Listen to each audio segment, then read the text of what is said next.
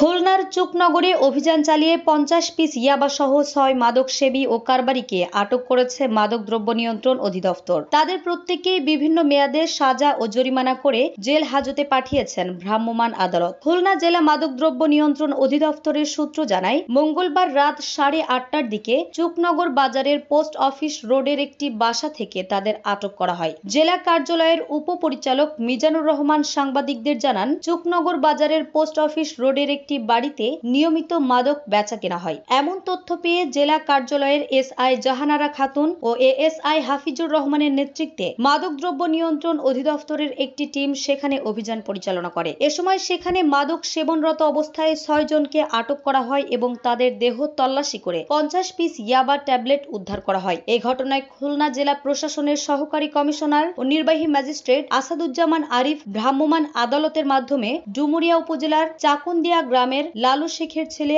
আব্দুল বারিককে 8 মাস কারাদণ্ড ও 500 টাকা জরিমানা, মোহাম্মদ আলী শেখের ছেলে মোয়াজ্জেম হোসেন শেখকে 6 মাস কারাদণ্ড ও 100 টাকা জরিমানা, মোয়াজ্জেম হোসেন শেখের ছেলে উবাইদা শেখকে 3 মাস কারাদণ্ড ও 100 টাকা জরিমানা, আসগর আলী মোড়লের ছেলে আব্দুল বারিক মোড়লকে 3 মাস কারাদণ্ড ও 100 টাকা জরিমানা, উপজেলার গুটুদিয়া গ্রামের আব্দুল মান্নান শেখের ছেলে আমানুল্লাহকে 2 মাস কারাদণ্ড ও 100 টাকা জরিমানা এবং টাঙ্গাইলের ঘাটাইল উপজেলার রতনপুর গ্রামের আব্দুল আজিজের ছেলে সিয়াম মণ্ডলকে 2 মাস কারাদণ্ড ও 100 টাকা জরিমানা করেন। অভিযান পরিচালনাকারী এসআই জাহানারা খাতুন বলেন, ওই বাড়ির মধ্যে 5 থেকে 6টি কক্ষ রয়েছে। সেখানে নিয়মিতভাবে মাদক সেবন, বেচা কেনা ও অসামাজিক কর্মকাণ্ড পরিচালিত হয় বলে প্রমাণ পেয়েছেন তারা। নিউজ ডেস্ক, দৈনিক রানার।